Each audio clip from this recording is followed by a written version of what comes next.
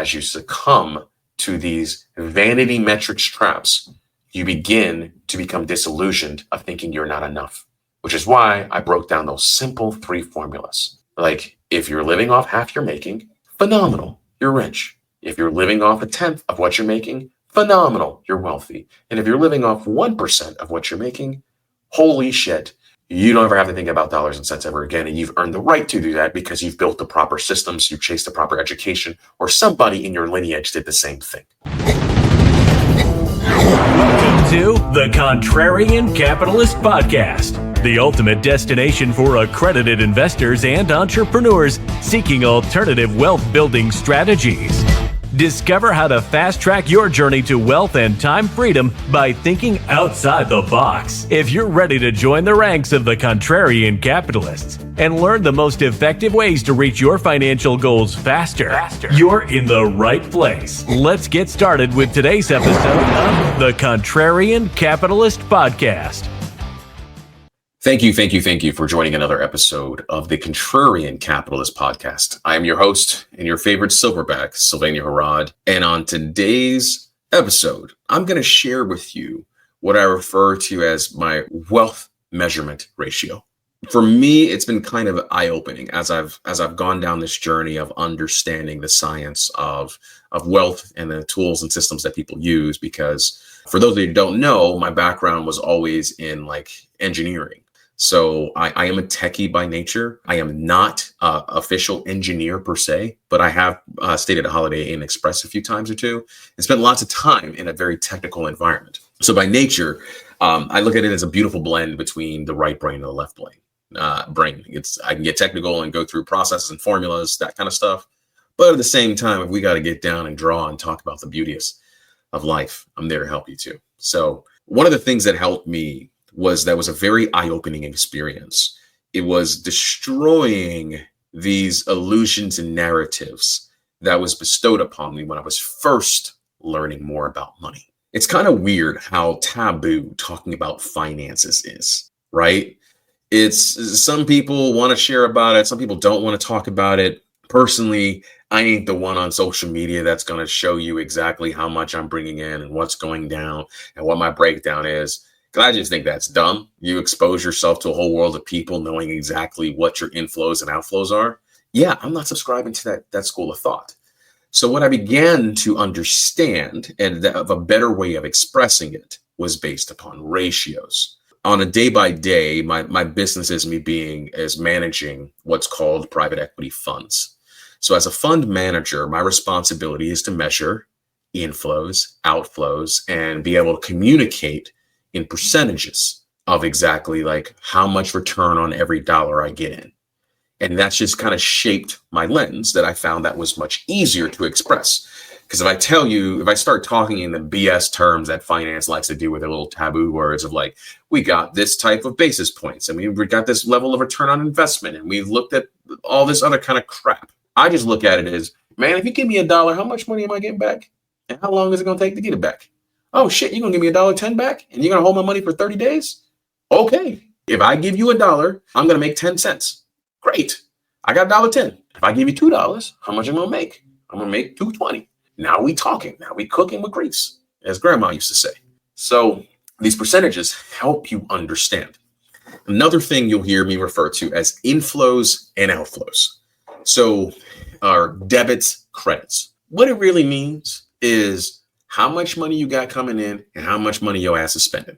So if you hear inflows and outflows, that's kind of the breakdown of it. But I just like to keep everything very basic because while I was raised in the New York City region, I lived most of my adult life in the South. So I consider myself direct, but I'm kind.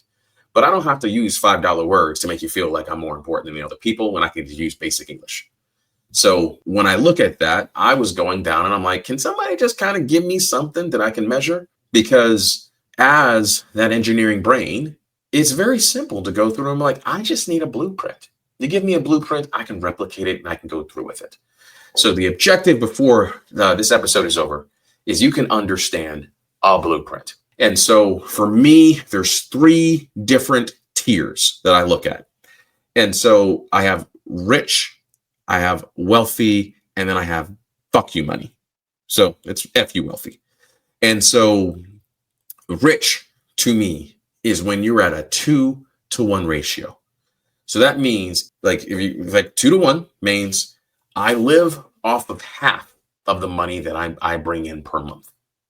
So if you're using the math of $10,000 a month, having your expenses below $5,000 helps you become what I refer to as rich. It doesn't matter how much you have coming in. It matters more about how much you're spending. And these ratios help create a balance between ensuring that you can prepare for worst case scenario shit that could happen. Because if you need to replace your income, too many people are busy chasing this magical vanity number. Did you know that $100,000 in the year 2000 is $187,000 of value in the year of 2025? I didn't, because to me, year 2000 was like 2 years ago. But when I actually looked at the data, I go, oh shit, like that's totally different. So you've been chasing this whole illusion of like six figures and go through that stuff. But the reality is you really need like $200,000 of inflows to match the $100,000 of inflows of 25 years ago. And most of y'all are probably adults in some form or fashion. And I'm here to tell you, you got to look at data of what the value of the dollar is today versus what you grew up knowing it to be, because it ain't the damn same. So I like 2-to-1 ratio, because I had a good friend of mine come here and we were sitting down, we were going through, and I just did a quick financial review. And I go, okay, how much are your outflows? And he gives me X. And I go, how much are your inflows? And he gives me Y. And I go, do you know how rich you are? And because in his mind, he's thinking like rich is, oh, I can jump on a private jet. I can go here. I can do these things. Nope. It's all nonsense. I had a friend ask me one time, like, oh, are you going to start flying private? Hell no. Not yet. Why? Because I haven't hit my ratio yet. And he goes like, what? Like, why don't you? I was like, because what do you need for? I mean, okay, I get the experience of like driving up and going cool and walking onto a plane. But I'm here to tell you, most of the planes I got to duck in to go through. So yeah, getting food and having other things, it's cool, but it's not that big of a deal. Now, what is great is to know I have the option in the event something critical happened and we need to get medevaced out, or we got to do those type of things. Great. And that experience makes a lot more sense, right? Because most people that fly private, I'm here to tell you, their company pays for that because they need to offset their tax basis. So that's what you see in that whole flexing, or you can do share model, or what's going through. If it's on the West Coast, you realize that like there's a lot more flights. So because of like just volume, and if we look at simple math, we look at it and say, oh, there's more options. So because there's more option, there's more affordability. Versus in the region where I live, it's not really the same. And any kind of plane I'm flying to these different locations, that shit is small, and it's just you feel everything. So it's like, oh, cool, oh, whatever. I don't care about that because I don't like playing status games. Don't care. So 2-to-1 is rich. Wealthy to me is defined as when you live off of 10% of your inflows. So a 10-to-1 ratio. That's beautiful because now you're at a place where 90% of your income is going towards some type of wealth generation activity. So as it's going through a wealth generation activity, it's a space where it's in motion. Here's the reality. You don't even look at it. Like you monitor it just to check, but it's going into you built the system. You define the system, and then you look at the system to make sure that it's generating what it is. But most of that is capital that's captivated already. So that's not really sitting in the bank account, because real wealthy people don't have a lot of money sitting in the bank account. You don't want to. Because unfortunately, most banks, even if you get high yield savings account of like 4 or 5%, inflation has been higher than 5% the last 5 years. But they won't tell you that. But if you look at actual math, look at how much things cost now compared to 5 years ago. That's my little secret between me and you. So that money, even in a high yield savings account, really isn't making that much money. You can average 2 to 3% on inflation percentage is what's going on. So if you're making 4%, you're really making 1% of your money. Versus I can put that money in private equity and the bare minimum is 12% returns. So good private equity is 12%. So do I want to leave it in something that's going to make 4%? Or do I want to leave it in something that's going to be 12%? You do the math. Now, That's the 10-to-1 ratio. Then FU wealth is 100-to-1, which basically means you're living off 1% of your income that's coming in, and 99% is just going and generating there. Now, I will tell you this very simple formula to understand, and it's where people get disrupted, because sometimes I go on threads and I just realize it's just people rage baiting people to engage with them. But there's this fallacy of people that go ahead and say capitalism is evil. I am here to tell you there's no evil person sitting behind the curtains lurking and saying that, oh my God, I want to make everybody suffer. No, capitalism is not evil. It is not good. It just is a tool. The most powerful thing we have in the United States is this thing called free markets. It means that you can move your ass to this country. You can build something of value for people that solves people's problems, and you have the ability to get compensated for it. Did you know that in Canada, if you just want to go buy a commercial building that is for sale, you can't. You cannot unless you have certain levels of approvals to go through that process. In America, if I want to buy a commercial building, I can just go to the person, figure out how much it is, and then cut a contract for that building, because we live in a free market. We live in the ability to go and build something of value, because income is only a measurement of the size of the problem you solve.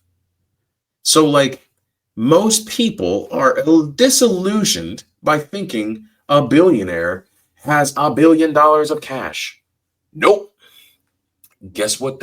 Another way to interpret it is that that person has built enough jobs and solved enough problems and has enough users that they have built a business that generates X amount of revenue. And their ownership percentage within that company is worth this number if they happen to sell all of their shares at one period of time. It's an illusion.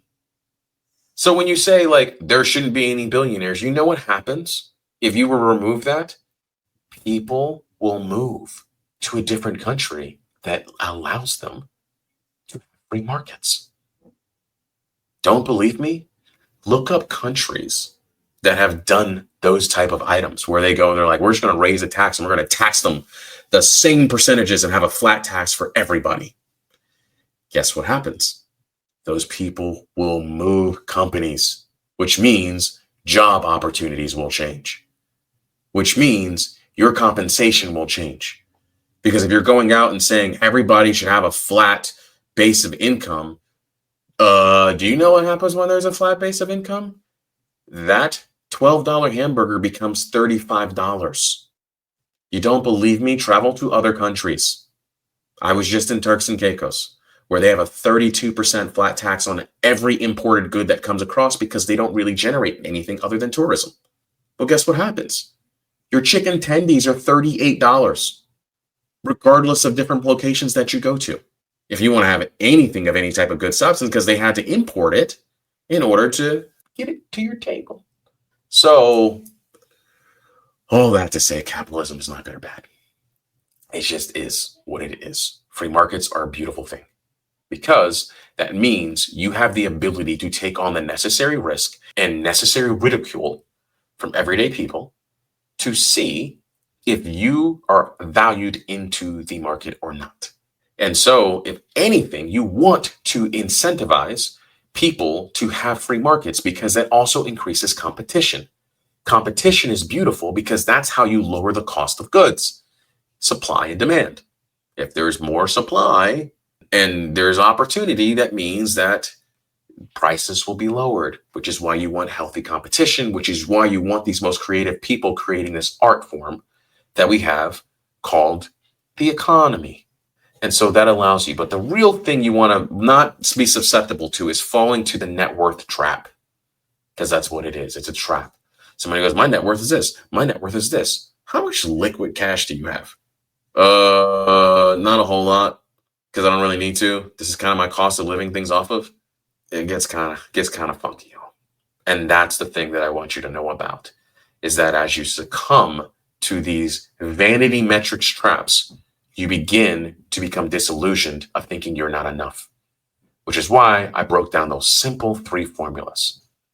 Like, if you're living off half you're making, phenomenal, you're rich. If you're living off 1/10 of what you're making, phenomenal, you're wealthy. And if you're living off 1% of what you're making, holy shit, you don't ever have to think about dollars and cents ever again. And you've earned the right to do that because you've built the proper systems, you've chased the proper education, or somebody in your lineage did the same thing. And guess what? In today's market, we can all do the same. We have this thing called the internet. You can connect with people and find your tribe of people in ways like never in the span of humanity. And if you catch that wave, it creates such a phenomenal opportunity that you have the ability to go and chase after. So to land the plane, remember those 3 ratios: living off 50%, living off 10%, living off 1%. You have the same right and opportunity, because if you're listening to this, you don't stumble on this by accident. If you're seeing this video, there's no coincidence. You get to choose exactly if you want to go chase that rabbit, and have that structure, and don't suscept yourself to the keeping up with the Joneses BS, because it's a zero-sum game. You never can win at that. As always, everybody, thank you for watching this episode, and stay hungry, stay humble, and stay grateful, my friends. Cheers.